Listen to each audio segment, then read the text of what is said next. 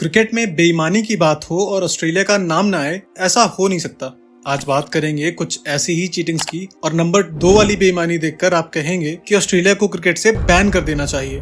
Number 8 biggest cheating in cricket history. ऑस्ट्रेलियाई खिलाड़ी cheating और स्लेजिंग से बाज नहीं आते क्योंकि इन्हें सिर्फ और सिर्फ जीत चाहिए और उसके लिए भले ही इनको बेईमानी क्यों न करनी पड़े। 1981 में ऑस्ट्रेलिया और न्यूजीलैंड के बीच हो रहे मैच में न्यूजीलैंड को आखिरी बॉल पे 6 रनों की जरूरत थी। ऑस्ट्रेलिया के कप्तान ग्रेग चैपल ने बॉलर से अंडर आर्म बॉल करवा के मैच तो जीत लिया, लेकिन अपनी इज्जत गंवा दी। यहाँ तक कि ऑस्ट्रेलिया के कीपर रॉड मार्श ने चैपल को ये करने से मना भी किया, लेकिन वो नहीं माने और अपने भाई ट्रेवर चैपल को अंडर आर्म बॉल डालने को कहा। क्रिकेट में आज तक इस घटना को बेईमानी के तौर पे याद किया जाता है। मैच के बाद न्यूजीलैंड के खिलाड़ियों ने अंपायर से इसकी शिकायत की, लेकिन जो होना था वो हो चुका था। बेंसन एंड हेजेस की रूल बुक में ये लिखा भी था कि कोई भी बॉलर अंडर आर्म डिलीवरी नहीं कर सकता। ऑस्ट्रेलियाई प्रेजेंटेटर रिची बेनॉट ने इस बेईमानी को माना और कहा कि क्रिकेट में ऐसा इंसिडेंट दोबारा कभी नहीं होना चाहिए।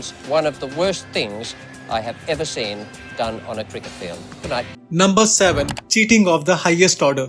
ऑस्ट्रेलिया ने भले ही बहुत सारे वर्ल्ड कप जीते हों, लेकिन दिल जीतने में वो बॉलीवुड के एक विलन की तरह हैं। एक मैच के दौरान तो हद ही हो गई। ब्रैड विलियम्स के एक बॉल को बैट्समैन ने बल्ले से फाइन लेग की तरफ खेला और 1 रन ले भी लिया। इसी बीच wicket keeper Adam Gilchrist hit wicket की अपील करने लगे और अंपायर असमंजस में थे। रिप्ले में साफ साफ दिख रहा था कि बैट्समैन बॉल को खेलते वक्त विकेट से काफी दूर था और उस समय बेल्स भी स्टंप्स के ऊपर ही थी। फिर हिट विकेट आउट कैसे हुआ? थोड़ी देर बाद पता चलता है कि जस्टिन लैंगर ने जानबूझकर बेल्स गिराई थी और फिर खुद ही अपील करने लगे। अगर कैमरा नहीं होता तो अंपायर को आउट देना पड़ता। इस तरह बेईमानी करने वाले खिलाड़ी सिर्फ और सिर्फ ऑस्ट्रेलिया के ही हो सकते हैं। Number 6 cheats never change.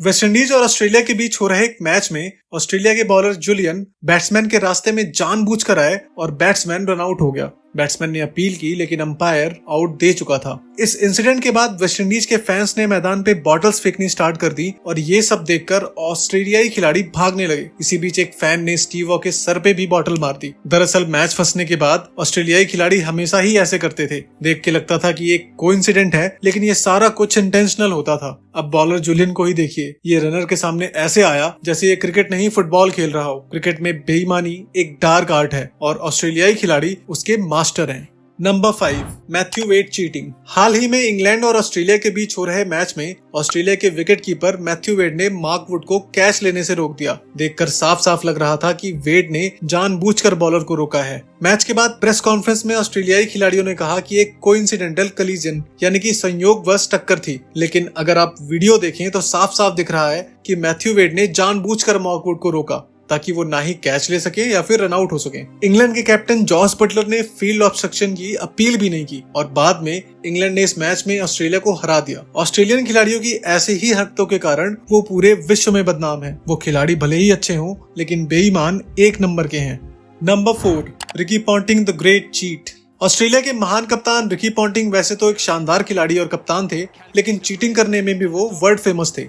वो चीटिंग करने का कोई भी मौका हाथ से जाने नहीं देते थे। इंडिया और ऑस्ट्रेलिया के बीच हो रहे एक टेस्ट मैच में उन्होंने MS धोनी के कैच की अपील की, जबकि साफ साफ दिख रहा था कि उन्होंने बॉल जमीन से उठाई है। रिप्लेस में साफ साफ दिख रहा था कि पॉन्टिंग ने किस दर्जे की बेईमानी की थी। अंपायर को भी लग रहा था कि एक क्लीन कैच नहीं है, इसलिए अंपायर ने पॉन्टिंग से पूछा कि क्या उन्होंने कैच पकड़ लिया है। पॉन्टिंग ने तुरंत ही आउट का इशारा कर दिया और अंपायर ने आउट दे दिया। ऑस्ट्रेलिया का एक सूत्रीय कार्यक्रम होता था कि किसी भी तरह से मैच जीतना है, चाहे उसके लिए चीटिंग भी क्यों ना करना पड़े। Number 3 हैडिन्स cheating.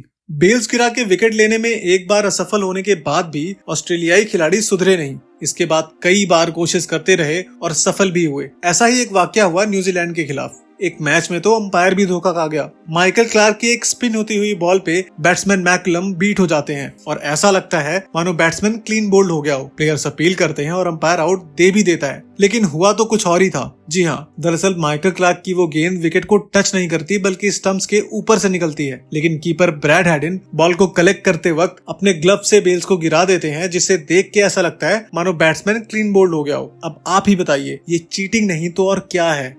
नेक्स्ट है बॉल टेम्परिंग स्कैंडल। क्रिकेट में बॉल टेम्परिंग जैसे इंसिडेंट को कई खिलाड़ी कई बार कर चुके हैं और इस लिस्ट में सबसे आगे हैं ऑस्ट्रेलिया के खिलाड़ी। साउथ अफ्रीका के खिलाफ चल रहे एक मैच में जब ऑस्ट्रेलिया के बॉलर्स विकेट नहीं ले पा रहे थे तो स्टीव स्मिथ और डेविड वार्नर ने बॉल के साथ छेड़छाड़ करने का काम बैनक्रॉफ्ट को सौंपा।